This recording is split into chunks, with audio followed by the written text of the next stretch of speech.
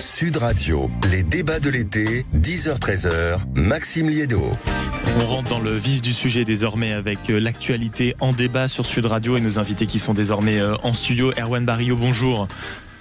Merci d'être avec nous. Vous êtes écrivain, metteur en scène, essayiste. Votre pièce, Les 5 avant l'histoire, va se jouer au Théâtre du Nord-Ouest à partir du 4 août. Merci beaucoup d'être avec nous.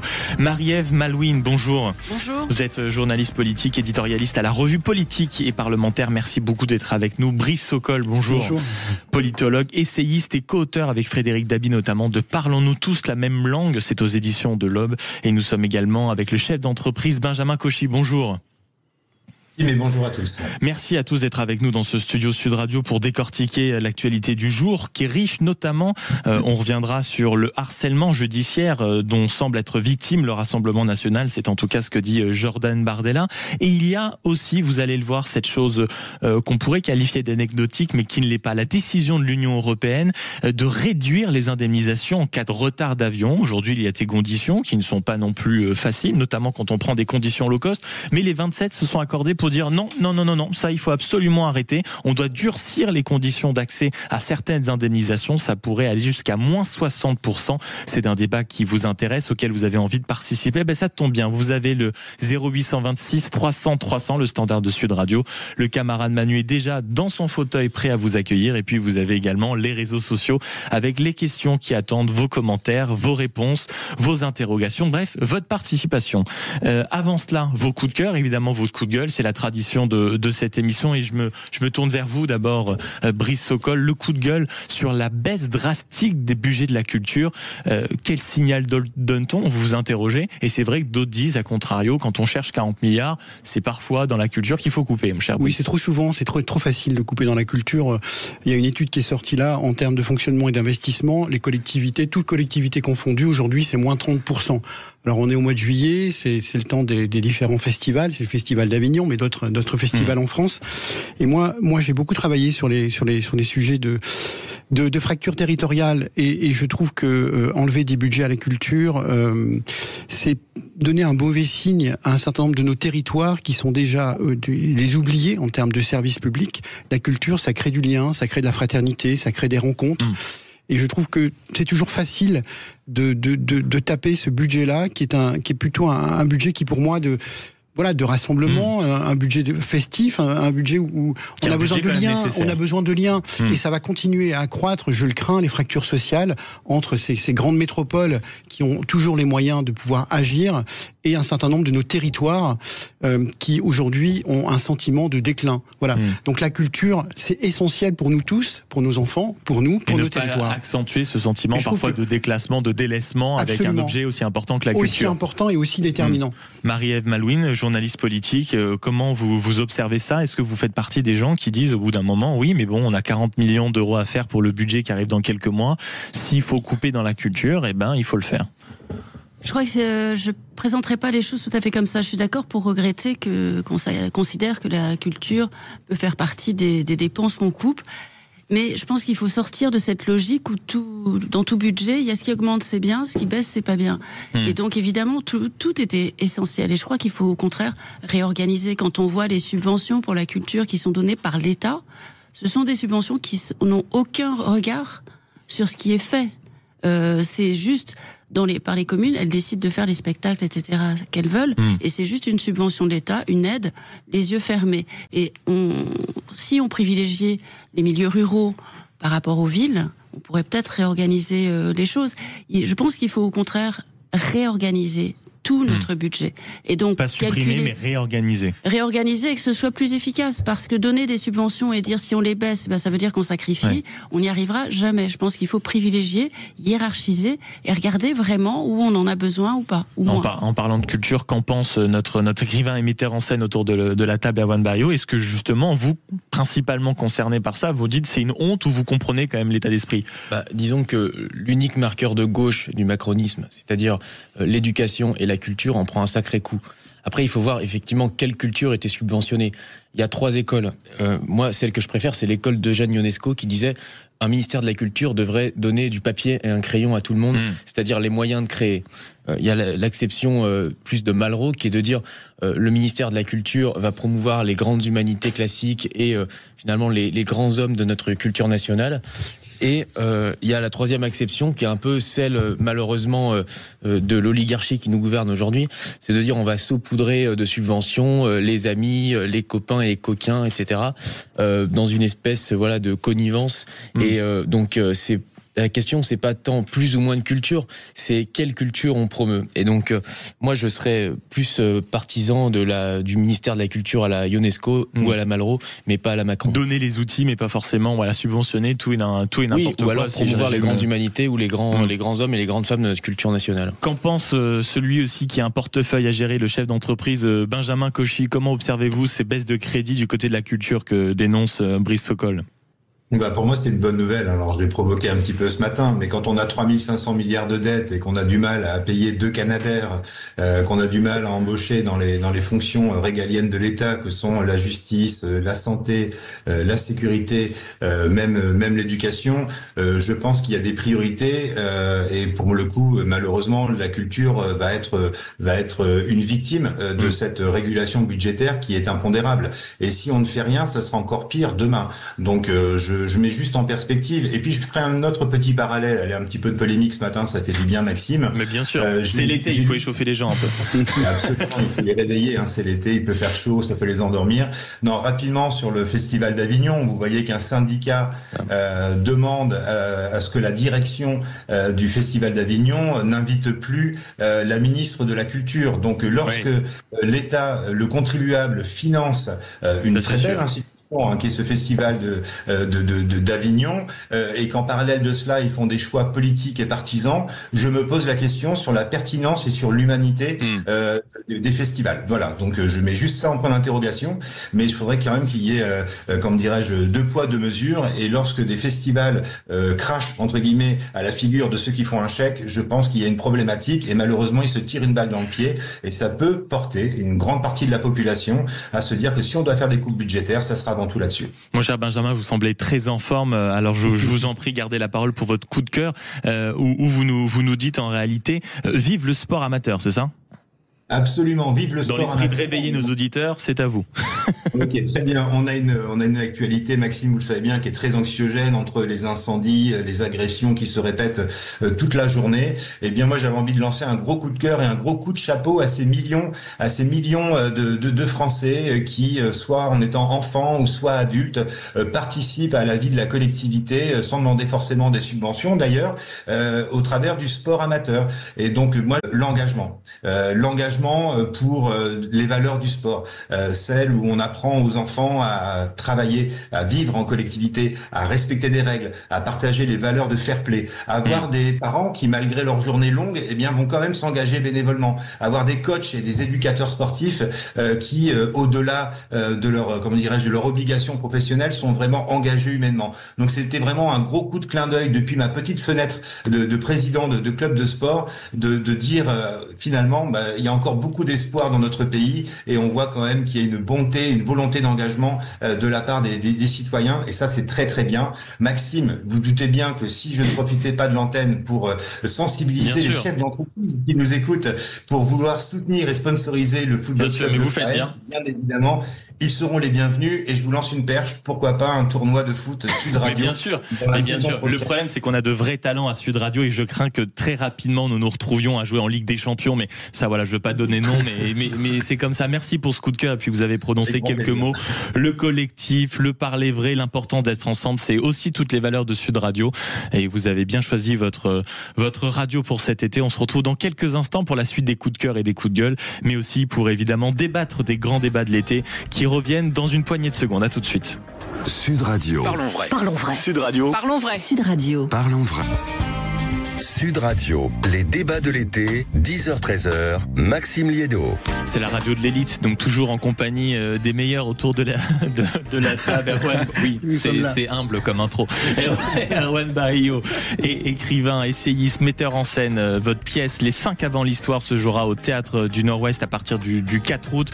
Marie-Ève Malouine, journaliste politique, éditorialiste à la Revue Politique et Parlementaire. Brice Sokol, politologue, essayiste et co-auteur avec Frédéric David de Parlons-nous tous la même langue. Et Benjamin Cauchy, chef d'entreprise, qui était en train de nous parler de la présidence, évidemment, d'un club de foot avec les avantages du sport, avec toutes les vertus que ça a naturellement. Mais il y a aussi d'autres vertus, notamment dans la vie politique. Ce serait d'avoir du fond dans les programmes politiques et du fond tout court, d'ailleurs, au municipal. Et vous, c'est votre sujet du jour, Marie-Ève Malouine, sur ce sujet, justement. Oui, parce que je vois ce qui se passe pour Paris, parce que c'est la capitale et il y a la succession d'Anne Hidalgo qui se prépare. Mais je pense que c'est le sujet ailleurs aussi, en tout cas au niveau national, c'est qu'on entend parler d'alliance, comment il faut faire pour désigner le candidat, est-ce qu'on ira derrière tel ou tel candidat, et on parle pas du fond, c'est-à-dire de la vie des habitants. Et je pense qu'avant de faire des alliances, il faut regarder ce que les gens ont proposé, comment ils voient l'avenir d'une ville, et puis après se mettre ensemble dès le premier tour ou dès le second tour, ceux qui voient la même vision, le même avenir pour la ville. Et là, je pense qu'on désintéresse complètement les gens. Et au contraire, il y a beaucoup de choses à dire. Il y a un vrai projet municipal, c'est important puisque c'est le maire qui est l'élu le plus apprécié, le plus proche des habitants. Donc j'aimerais qu'on parle de ça. J'ai l'impression que les conversations sont trop superficielles en réalité. Peut-être davantage sur les candidats que sur le fond. C'est évident qu'en politique, il faut faire des alliances, mais on ne parle que de ça et jamais à partir des ententes sur le fond.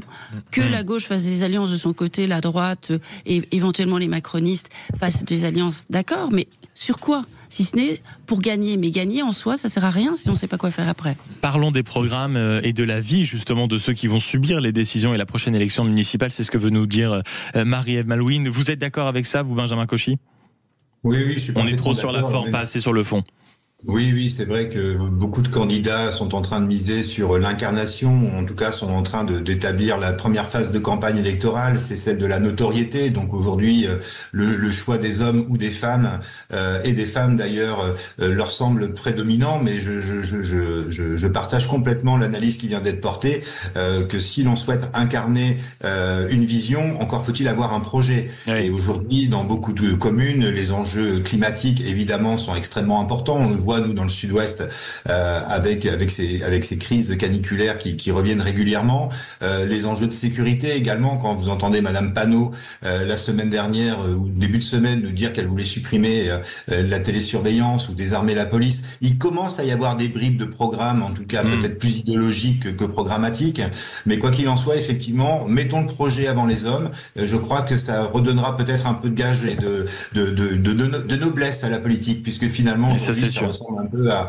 un crépage de chignon plus qu'à un combat de projet. Donc je double signe. Ouais. Ça ferait pas de mal, Erwan Barillo. Oui, le projet avant les hommes, mais également, je dirais, le local avant le national, puisqu'on voit bien que la proposition de Mathilde Panot était complètement farfelue et déconnectée des territoires aussi, et que d'ailleurs les mairies LFI ou sympathisantes LFI n'ont pas du tout suivi sur cette proposition qui était déconnectée, un peu suspendue en l'air. Et donc être un maire, surtout d'une petite commune, c'est d'abord affronter des réalités, et il y a très peu d'idéologie en réalité dans une gestion municipale. C'est la bonne gestion des données publiques, c'est faire en sorte que les enfants puissent aller dans des conditions satisfaisantes à l'école, c'est la vie du quotidien, et donc on est très loin des envolées lyriques de la France insoumise.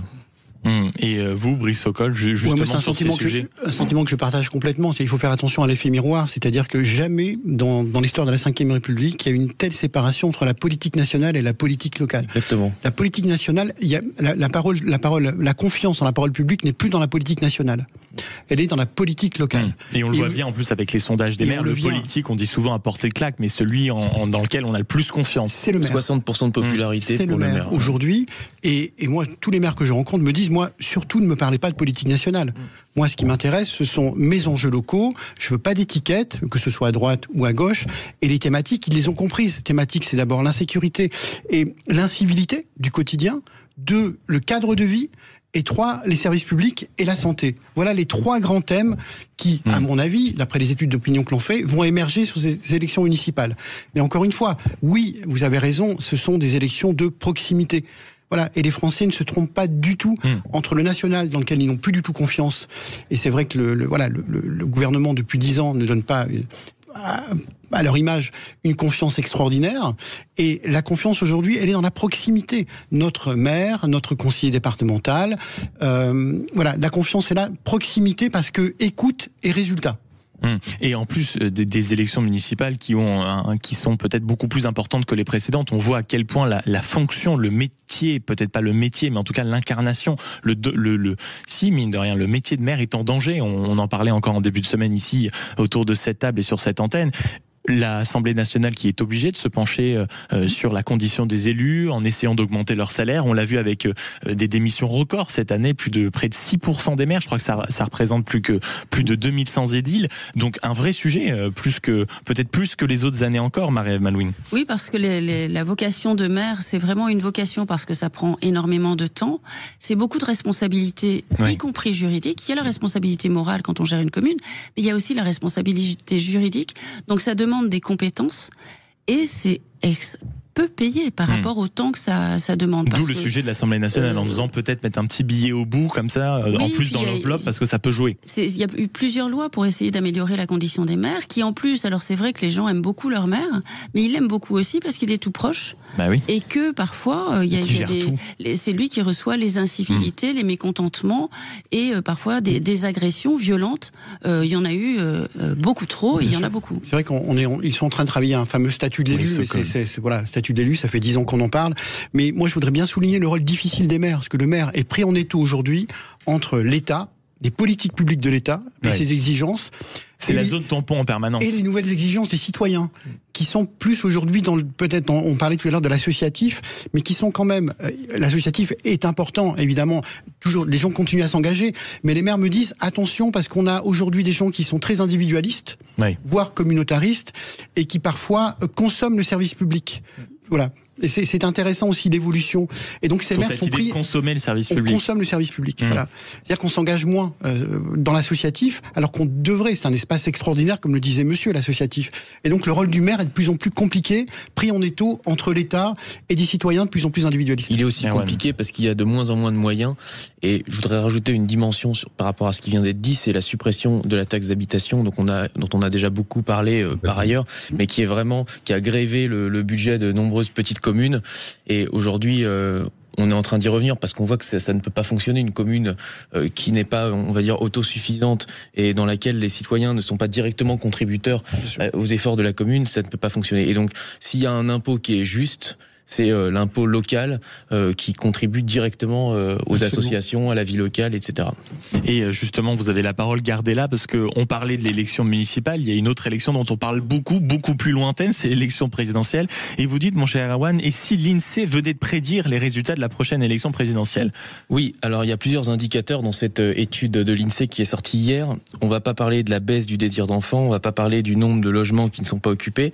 Mais bon, je me suis dit, et si l'INSEE était un petit peu Madame Irma, parce qu'elle a produit peut-être sans le savoir les résultats de l'élection présidentielle avec le top 3 des prénoms les plus donnés aux garçons en 2024. On en parlait tout à l'heure dans la rédaction, il y a eu des tests et tout, donc allez-y, expliquez. Alors le premier de cette élection présidentielle, en tout cas des prénoms, c'est Gabriel.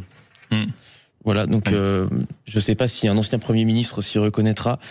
Le deuxième, donc qui perdrait du coup au second tour face à Gabriel, c'est Raphaël. Bien sûr, encore un autre. Voilà, et le troisième, donc challenger, qui échouera aux portes du second tour, c'est un certain Louis, donc fils d'un ancien président de la République. Et donc, est-ce que l'INSEE nous a donné le classement de la prochaine présidentielle à travers ce baromètre des prénoms 2024 ?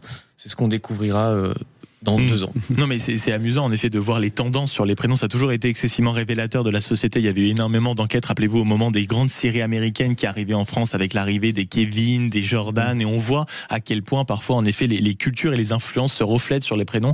C'est assez stupéfiant, Marie-Ève. Je n'aurais qu'une remarque, c'est quand même, il n'y a que des prénoms de garçons, vous n'avez pris que les Alors prénoms j'ai de pris les garçons. prénoms de garçons, tout à fait. Mais c'est un choix. Trop peu de C'est un femmes choix encore révélateur. Parce que ça marchait pas en fait. Il n'y avait pas de Marine ou de... Il y avait pas d'Aurore Berger. Qu'on ne connaît pas. On parle toujours dans les élections du troisième homme ou de la troisième femme, peut-être parce que aujourd'hui, on ne sait pas en réalité qui va gagner la présidentielle et on ne le connaît pas encore. En un mot, j'ai aperçu hier, en effet, c'est le Parisien notamment qui a mis via cette aide de l'INSEE, enfin via cette étude de l'INSEE, un simulateur. Vous pouvez tester votre prénom de façon assez honteuse. Je m'aperçois que le prénom Maxime est en train de chuter honteusement. Donc je pense qu'il faut un réarmement moral de ce très joli prénom. Présenter l'élection présidentielle, Maxime. Oui, c'est ça, vous avez raison. Pallier un égo. Il y en a qui le font.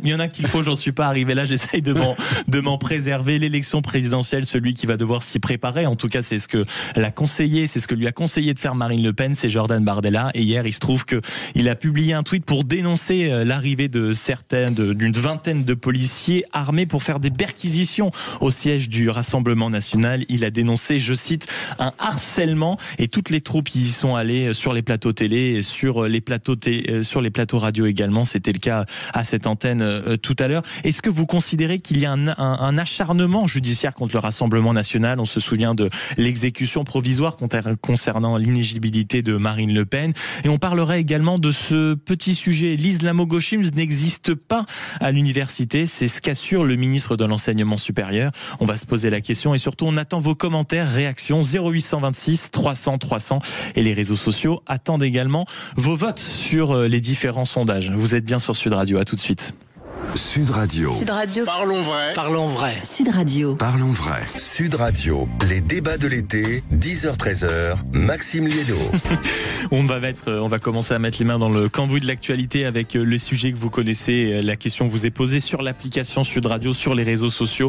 Perquisition menée au Rassemblement national. Y a-t-il un acharnement judiciaire contre le parti de Jordan Bardella et notamment plus largement contre les partis politiques? Et puis l'Union européenne a de grands projets pour ses pays membres, notamment réduire les indemnisations en cas de retard d'avion. C'est une question qu'on se posera alors qu'il y a des conditions qui sont déjà strictes. Elle décide, on va dire, d'abaisser ce seuil pour éviter et pour obtenir un taux de moins 60% afin de les obtenir. On en débattra dans quelques instants. Mais d'abord, c'est les propos d'un ministre qui nous ont fait réagir ce matin. Thème qui a pourtant parcouru le quinquennat d'Emmanuel Macron. Alors en plus que le président de la République, il y a 2 jours, convoquait un conseil de défense pour traiter le sujet de l'entrisme des frères musulmans dans ce pays. Je vous propose d'écouter ce que disait le ministre de l'Enseignement supérieur, Philippe Baptiste. Maintenant, est-ce que derrière tout ça, il y a un amalgame de temps en temps qui est fait par certains en parlant d'islamo-gauchisme? Ce terme-là n'existe pas et honnêtement, il n'existe pas en tant que terme universitaire, il n'est même pas bien défini. Donc cette notion n'existe pas. Donc j'ai envie de dire, autant oui, il y a des abus et il faut être extrêmement vigilant, autant se dire qu'il y a un mouvement qui est conçu pour prendre le pouvoir au sein des universités, un mouvement islamo-gauchiste qui serait là en train de vouloir prendre le pouvoir au sein de telle ou telle université. Non, je ne crois pas que ce soit la réalité. On est très vigilants. Bon, on est très vigilant. Je ne crois pas que ce soit la réalité. C'est ce que dit en tout cas le ministre Philippe Baptiste. Il y a quand même un aspect contradictoire dans ses propos, non? C'est-à-dire que oui, bien sûr, on est très vigilant. Oui, bien sûr, on n'hésitera pas et on n'hésite pas à prendre des décisions quand on voit en effet des mouvements qui débordent. Maintenant, dit-il, est-ce qu'il y a derrière tout ça un amalgame de temps en temps qui est fait par certains en parlant d'islamo-gauchisme? Bon, en réalité, il est gêné quoi par le terme, Erwan Barrio, c'est ça? Oui, alors effectivement, personne ne dit qu'il y a un parti organisé qui s'appellerait le PIG, le parti islamo-gauchiste, et qui souhaiterait avec son président prendre le pouvoir. Non, c'est pas un parti, c'est une mouvance, c'est une tendance. Et donc il sait très bien en fait, en déplaçant les termes, qu'il fait preuve de malhonnêteté intellectuelle. Personne ne prétend qu'il s'agit d'un complot avec des gens cachés qui souhaiteraient prendre le pouvoir dans les universités. C'est plus un mouvement, je dirais, une alliance de circonstances, un artefact entre des mouvements gauchistes qui prétendent défendre les opprimés, surtout issus des minorités, et des mouvements sympathisants de l'islam radical qui prétendent également défendre ces minorités opprimées et qui se retrouvent autour de la question de Gaza notamment. Oui, puis lui, il essaie de faire une pirouette en disant bon, en réalité, ça n'est pas défini de façon universitaire, donc je vais pas employer ce terme, moi déjà ayant travaillé dans ce milieu-là, ce serait certainement pour les sciences sociales n'existe pas. Oui, c'est exactement ça. Donc c'est pour ça peut-être qu'on a un vrai problème avec la réalité par moment. Marie-Ève Malouine, qu'est-ce que vous pensez des déclarations du ministre? Est-ce qu'il a raison peut-être de prendre des pincettes sur ce sujet-là? Ça mérite mieux qu'une polémique? Alors je pense que le ministre essaie de faire un petit clin d'œil à l'électorat qu'il suppose, ce qu'il suppose être l'électorat de gauche, qui dès qu'on parle de gauchisme dit que ça n'existe pas, mais il nous dit bien très clairement ça n'existe pas. Il revient ce matin en disant ça n'existe pas au sens intellectuel, en revanche c'est un sujet politique. C'est une façon de prendre des pincettes, c'est une posture électoraliste. Une posture électoraliste. Électoraliste vis-à-vis d'une partie de l'électorat de gauche, mais une partie seulement. Et c'est une façon de dire aussi, ce n'est pas un sujet prioritaire pour mon action en tant que ministre. Mais c'est ignorer aussi que si il y a une partie de son électorat qui est choquée, gênée par le terme d'islamo-gauchisme, l'islam politique, qui prétend que la charia serait supérieure à la loi nationale, ça existe, et ça gêne aussi l'électorat de gauche. C'est une préoccupation pour l'électorat de gauche. Donc là, je pense qu'on a aussi toujours cette forme de déni à gauche, qui est de dire on ne nomme pas le sujet comme la plupart des gens le nomment, donc on ne le traite pas. Et donc au-delà de nommer le sujet, il y a le fait qu'on ne le traite pas. Et là, ce qu'il prépare aussi, c'est le fait qu'il ne sera pas très actif sur le sujet. Comme malheureusement d'autres avant lui. Vous rejoignez dans votre analyse celle de Fabrice Balanche. Vous savez, c'était cet enseignant dans l'université à Lyon 2 qui avait été agressé. On en avait beaucoup parlé. Lui, il dit vis-à-vis de ses déclarations, de toute façon, le ministre cherche à minimiser le problème. C'est aussi comme ça que vous l'interprétez, Benjamin Cauchy, un ministre qui essaye de mettre des œillères pour minimiser le problème? Marie-Ève, il y a effectivement sur un jeu de sémantique une volonté électoraliste de capter un électorat peut-être en déshérence.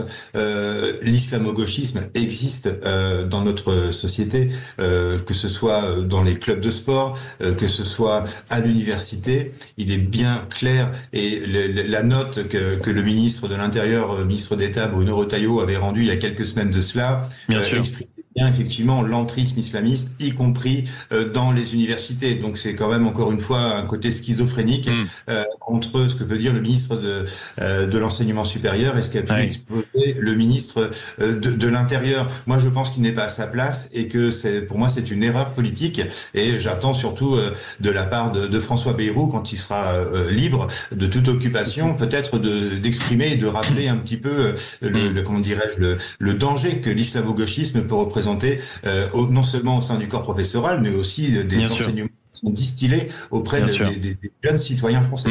Mais en plus, c'est totalement en contradiction avec les propos d'anciens ministres. On se rappelle de Frédérique Vidal qui s'était vanté d'avoir éradiqué, on va dire, l'islamo-gauchisme à l'université. Enfin, pardon, qu'il s'en était pas vanté, mais qui avait déjà alerté sur le phénomène. Et puis Jean-Michel Blanquer qui avait fait de ces combats contre ces idéologies vraiment une priorité. Vous l'observez de la même façon aussi, Brice Sokol? Absolument. Vous avez raison de rappeler les déclarations de Frédérique Vidal en 2021, puisqu'elle avait lancé ça avait provoqué une polémique parce qu'elle avait tout simplement dit qu'il fallait faire la distinction entre la recherche académique et le militantisme.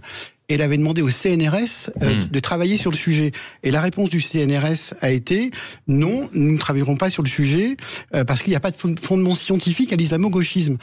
Et c'est surprenant parce que le ministre actuel était son directeur de cabinet. Et d'où vient le ministre actuel? Il vient du CNRS. Et moi, je m'interroge beaucoup sur sa position, parce que en fait, j'aurais tendance à dire qu'il encore une fois, il protège une institution.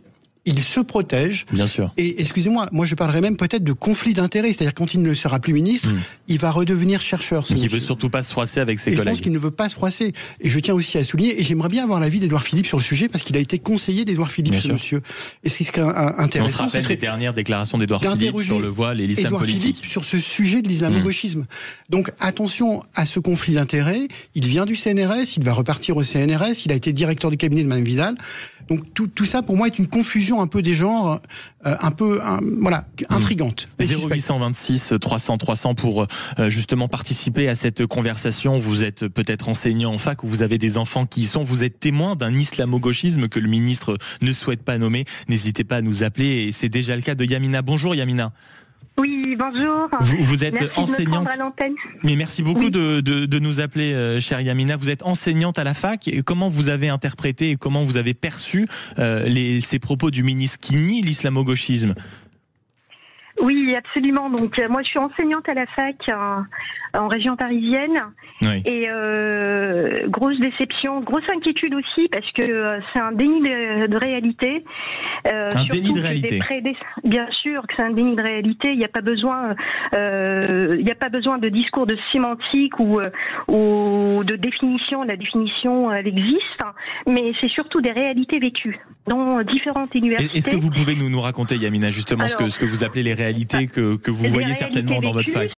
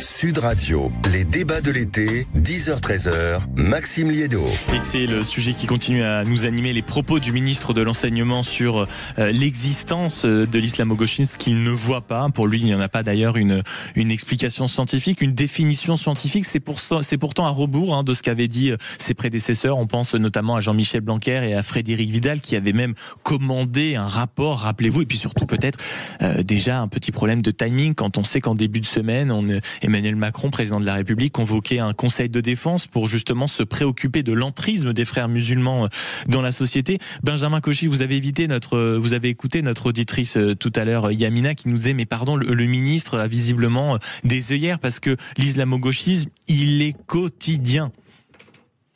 Les quotidiens, et ce qui est intéressant de soulever, c'est la présence et l'imprégnation qu'il peut y avoir au sein des syndicats étudiants également. Je pense au syndicat de l'UNEF, qui fait un entrisme d'islamo-gauchisme parfait, et quand même savoir que très généralement les dirigeants de ces associations sont également thésards, ils sont en recherche, et donc font partie pleinement du corps professoral et de recherche de ces universités. Et puis s'il fallait encore d'autres exemples à notre ministre de l'enseignement supérieur, je ne parlerai d'autre que du Hijab Day qui a lieu dans de nombreuses universités, oui, ou encore une association qui réclame que Sciences Po puisse fournir de la nourriture halal. Donc bref, c'est par petites touches homéopathiques, ça fonctionne toujours comme ça avec ces personnes qui cherchent absolument à inculquer finalement la charia dans tous les strates de notre société, que ce soit au sein de la culture, que ce soit au sein du sport, que ce soit au sein de l'enseignement, de l'éducation, et puis encore une fois, les salles de prière. Mais où va-t-on ? Où va-t-on ? Ça dans de nombreuses entreprises aussi, parce que c'est dans l'université, mais c'est aussi dans le monde de l'entrepreneuriat. Beaucoup de groupes sont parfois obligés d'accepter des salles de prière. Donc là, véritablement, il y a danger. Donc moi, j'invite le ministre de l'Enseignement supérieur à quitter son petit bureau, à prendre sa petite mallette, sa petite chaussure, et d'aller peut-être visiter les universités. Si c'est pour aller au CNRS, je suis pas sûr que ce soit malheureusement très utile pour le développement de la lucidité. Erwan Barrio. Encore une fois, nous avons des ministres qui se préoccupent plus de leur intérêt particulier que de l'intérêt général. Sans doute. Ça revient à ce que disait Marie-Ève tout à l'heure sur les municipales, des querelles de personnes avant le fond. Et sur le fait aussi de ne pas exciter peut-être les syndicats. Celui du fond et du problème. Sur le fait de ne pas exciter peut-être aussi les syndicats.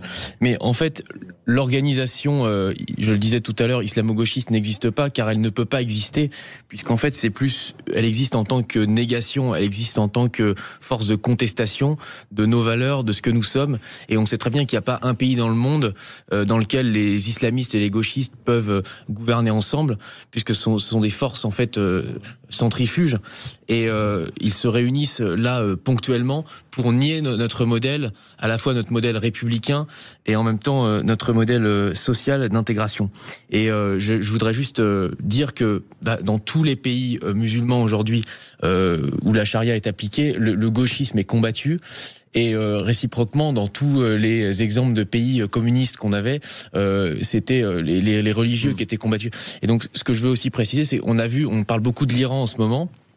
On voit que quand la mouvance islamo-gauchiste est arrivée au pouvoir en 1979, eh bien, les gauchistes ont tout de suite été finalement laminés par l'ayatollah Khomeini, et c'est exactement ce qu'il arrivera si un jour les islamo-gauchistes prennent le pouvoir dans notre pays.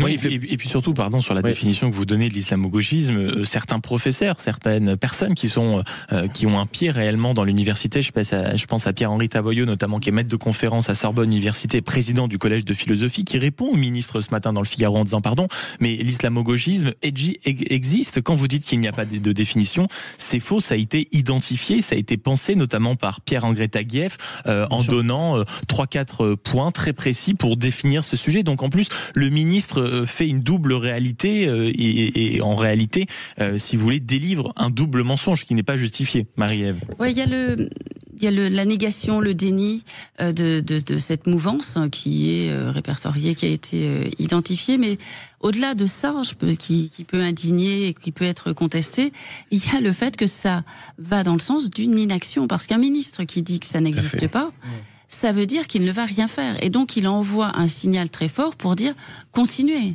Oui. Vous ne serez pas contesté. Et ça veut dire l'entrisme, vous pouvez y aller, moi je ne bouge pas.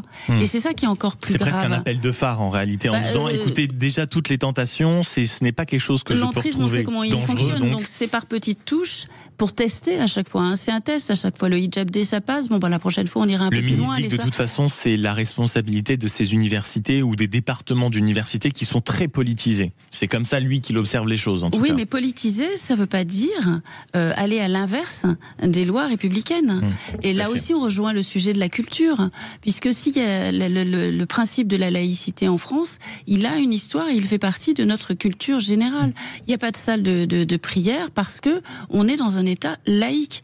Et donc l'université républicaine n'est pas le lieu de l'expression des religions.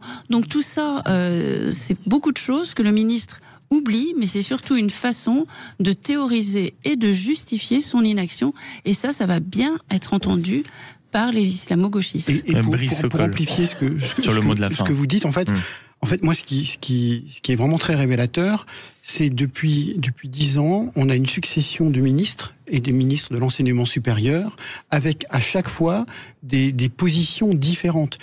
Il y avait un très très bon ministre qui était monsieur Hetzel, sous Barnier, qui était ministre de l'enseignement supérieur, qui avait dénoncé l'islamo-gauchisme et qui aujourd'hui demande à ce qu'une commission d'enquête soit mise en œuvre sur l'islamo-gauchisme dans l'enseignement supérieur. Je pense que les parlementaires ont un peu de temps en ce moment, donc faire une commission d'enquête sur ce sujet devrait être une priorité pour une fois parlementaire d'éclairer réellement en toute objectivité ce sujet. Il va falloir aussi éclairer un sujet, en tout cas c'est du côté du Rassemblement National, c'est la perquisition qui a eu lieu hier au siège du parti, une information judiciaire qui a été ouverte en juillet 2024, ouverte par une personne non dénommée sur des soupçons de financement illégal de la campagne présidentielle en 2022, des législatives et des européennes.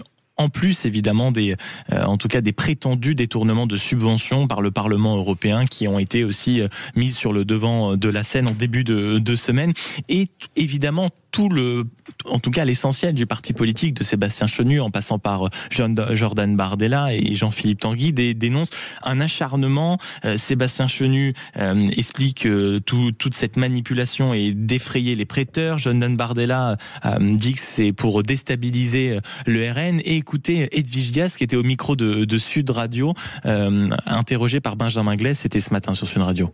Non, mais en tout cas, ce qu'on constate, quand même avec étonnement, c'est que plus nous nous rapprochons du pouvoir, plus nous sommes élevés dans les sondages, plus il est confirmé que Marine Le Pen et Jordan Bardella sont les personnalités politiques préférées des Français, et bien plus il y a une sorte d'acharnement judiciaire à notre rencontre. On le voit bien avec toutes ces pseudo-affaires qui naissent. Là, cette semaine, c'était 3 affaires quasiment. Et donc, voilà, les Français ne sont pas dupes. Les Français ne sont pas dupes. Nous cherchons, plus nous nous rapprochons du pouvoir, plus nous cherchons des poux. En réalité, c'est ce que dit et c'est ce que disait Edwige ce matin au micro de Benjamin Diaz sur cette antenne. Bon, en réalité, comment vous observez ça? Est-ce que vous jugez qu'il y a une véritable opération contre le Rassemblement National d'un point de vue judiciaire, Benjamin Cauchy? Alors moi, je parlerai pas d'acharnement judiciaire, je parlerai de zèle judiciaire. On sait que le parquet financier peut s'autosaisir et c'est ce qui est le cas. Alors après, on n'a pas tous les éléments du dossier, donc tirer sur l'ambulance ou crier au loup, je suis incapable de le faire.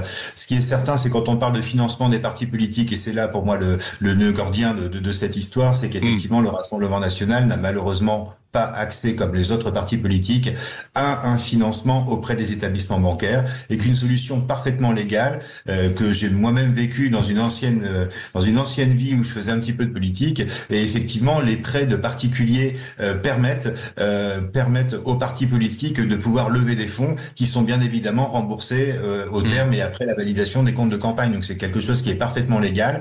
Donc je parlerai de zèle effectivement judiciaire, puisqu'il y a une concomitance entre cet événement qui s'est passé hier au siège du Rassemblement National et la décision de la CEDH également hier qui effectivement de ne pas lever l'inéligibilité de Marine Le Pen. Absolument. Donc je parlerai de zèle judiciaire, et puis après on prend un peu de recul, un peu de hauteur, et puis on regarde ce qui s'est passé durant les dernières décennies. Le RPR a toujours a pris cher également en son temps, l'UMP a pris cher en son temps, le Parti Socialiste avec l'affaire Urbain a pris cher en son temps, et malheureusement, j'ai envie de dire que c'est un peu un lieu commun d'aller renifler les partis politiques à l'aube Donc vous dites que la justice est un peu politisée, si je vous suis bien, Benjamin Cauchy. C'est l'idée d'aller fouiller un peu dans les... Oui, pour vous, oui. Ah bah bien sûr, la justice est clairement politisée dans notre pays. On voit bien que le problème majeur dans notre pays, c'est pas le laxisme sécuritaire, c'est le laxisme judiciaire, et que, comment dirais-je, le syndicat de la magistrature n'est autre qu'une antenne supplémentaire d'une gauche qui a envie de déstabiliser ceux qui ne pensent pas comme eux, quoi.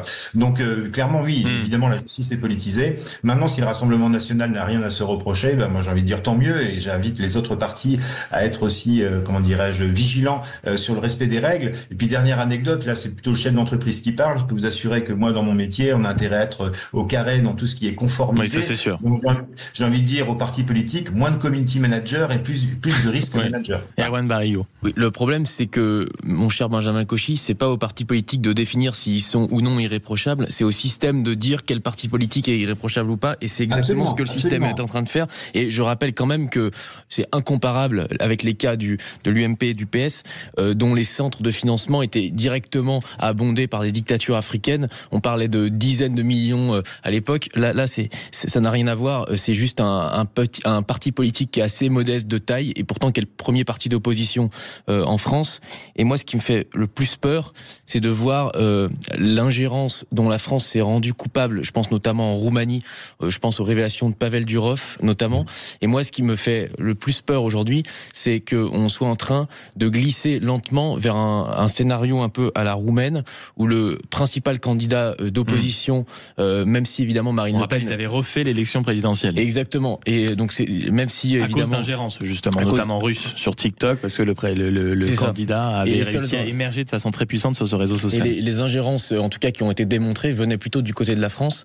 Et donc là, on a le même scénario qui se reproduit. Malheureusement, on peut le craindre. C'est que la principale candidate d'opposition, qui est une opposition raisonnable, raisonnée, soit empêchée de concourir. C'est déjà le cas à l'élection présidentielle. Mais en plus, maintenant, on grève l'image de son parti politique. C'est déjà le cas. Il y aura un appel avant 2026. On verra la décision qui sera donnée. Marie-Ève Malouine, sur cette décision. Et vous avez vu tout de suite, c'est ce qu'ont observé beaucoup de commentateurs politiques, un retour de la rhétorique dans le Rassemblement national sur le fameux système qui nous veut du mal. Oui, je crois que le Rassemblement national est comme les autres partis. Tous les partis ont été perquisitionnés. Tous les partis doivent regarder de près leurs comptes. Et la différence, c'est que le Rassemblement national, y compris pour les emplois fictifs avec le Parlement européen, continue à dire à chaque fois, mais ce sont les juges qui se trompent. Nous sommes dans la légalité et les juges n'ont pas compris la loi. Et c'est ça qui pose un problème. Si, comme les autres, oui, la loi est très compliquée, on l'a un peu mal appliquée, on rembourse, est terminé, mais la Marine Le Pen jusqu'au bout, jusqu'à son procès, a continué à dire c'était légal. Oui. Et là, ils nous font le même plan en disant ce qu'on fait, les prêts, c'est tout à fait légal. Maintenant, il y a un juge qui dit c'est pas tout à fait le cas. Donc, il faut pas dramatiser non plus. Des perquisitions, tous les autres partis en ont eu. Et la République, c'est moi. Mais non, mais il y a eu le MoDem, il y a eu LR en son temps, enfin à l'époque RPR, il y a eu Renaissance. Donc tous les partis ont été perquisitionnés, et contester les juges, c'est contester les fondements de la République. Alors les juges sont humains, mais ils se servent des lois, et les lois, ce sont les hommes politiques qui les font, les acteurs politiques qui les font. Il faudrait arrêter de nous dire jamais avant nous personne n'a été perquisitionné, c'est faux. Le fondement de la République, c'est le peuple. Et le Rassemblement national qui se dit victime d'un acharnement. La loi, c'est le peuple, et c'est l'argent du contribuable, c'est l'argent du peuple. Harcèlement judiciaire, est-ce que finalement les politiques sont quand même des citoyens comme les autres, et quand il y a eu suspicion de fraude, c'est normal que la police vienne au siège du parti pour vérifier? Ou alors vous pensez comme Julien Audoul qui dit que la justice était là uniquement pour fouiller le bureau de Jordan Bardella? On attend vos commentaires, vos réactions, application Sud Radio, réseaux sociaux, également 0826 300 300. Vous êtes bien sur Sud Radio, on revient dans quelques instants. Sud Radio, c'est vous qui donnez le ton. Sud Radio, les débats de l'été, 10h-13h, Maxime Liédot. Dernière ligne droite pour vos débats de l'été sur Sud Radio, avec ce sujet qui nous monopolise encore, et vous pouvez toujours nous appeler 0826 300 300 pour participer à la conversation. Est-ce que vous reconnaissez dans les propos de Jordan Bardella et toute une partie du camp du Rassemblement national qui dit de toute façon, plus on s'approche du pouvoir, c'est en tout cas ce que disait Edwige Diaz au micro de Sud Radio ce matin dans la matinale de Benjamin Glaise, plus on se rapproche du pouvoir, plus ils nous empêchent on va dire, d'y accéder totalement. Ils nous mettent des bâtons dans les roues. Alors, qui sont les fameux ils invoqués? On ne sait rien, mais c'est vrai, Brice Sokol, qu'il y a quand même une rhétorique tout doucement du Rassemblement national anti-système, et parfois le timing judiciaire dans l'histoire politique de notre pays peut poser question. Oui, il y a une rhétorique certainement du Rassemblement national, mais si on prend que les faits, le Rassemblement national aux élections présidentielles, Marine Le Pen au second tour, elle fait 13 millions de voix, elle fait 41%. Il gagne brillamment les dernières élections européennes, il gagne les dernières élections législatives, c'est le premier parti de France, et je peux comprendre que les gens qui sont proches du Rassemblement national et leurs électeurs puissent ne pas comprendre en fait cette espèce de percussion entre le calendrier judiciaire et le calendrier politique. Ça, je peux le comprendre. Mais encore une fois, je pense que toutes ces affaires ne profitent à personne. Ni à la droite, ni à la gauche. Encore une fois, c'est toujours la suspicion à l'égard des politiques nationaux. Et au-delà du front du Rassemblement national, c'est encore une fois toute la classe politique nationale qui est décrédibilisée à travers toutes ces affaires qui durent depuis des années, à droite comme à gauche. On parlait de politisation de la justice, notamment, c'était les propos de Benjamin Cauchy. On part au standard 0826 300 300 sur Sud Radio. Bonjour Xavier. Bonjour Maxime. Merci beaucoup d'être avec nous et de participer à la conversation. Vous êtes du côté de Florac, c'est ça? Florac en Gironde, exactement. Mais là, je suis en vacances à Ramatuelle, vous voyez. Ah, fort. Ah, oui, vous avez. Alors, je suis pas jaloux, mais là, vous provoquez un sentiment chez moi qui s'y rapproche vivement. Vous nous dites, pendant que vous écoutez une radio, vous êtes un homme de goût, mon cher Xavier. Vous nous dites quoi, que les juges appliquent les armes juridiques qu'on leur a données et que bon, ils sont pas forcément politisés. Ils font avec ce qu'on a quand ils ont une suspicion. Bah, les juges, ils appliquent effectivement les lois. Et les lois, elles ont été votées par les politiques et notamment, elles ont été votées dans les années 90. Il y a eu des évolutions dans les années 2010, mais les lois sur la transparence de la vie publique et les lois sur le financement des partis politiques, elles ont été mises en œuvre dans les années 90 parce qu'il y avait énormément d'affaires de corruption.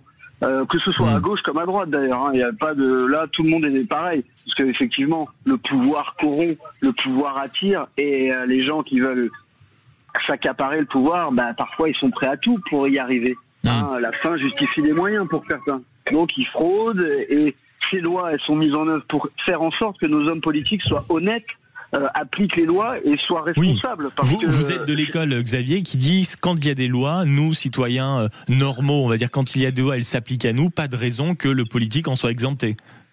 Bah oui, d'autant plus a fortiori, j'ai envie de dire, pour ceux qui prônent ou qui dénoncent le laxisme judiciaire et qui prônent l'exemplarité, qui prônent l'honnêteté, la responsabilité et compagnie, qui ont des discours très tranchants sur ces sujets-là et qui après, dont on s'aperçoit après qu'en fait, en réalité, ils usent et ils abusent des lois et parfois ils tombent dans la fraude. Et d'ailleurs, le Rassemblement national n'est pas le seul. Hein. On tape là sur le RN, mais il y a pareil à gauche. Hein.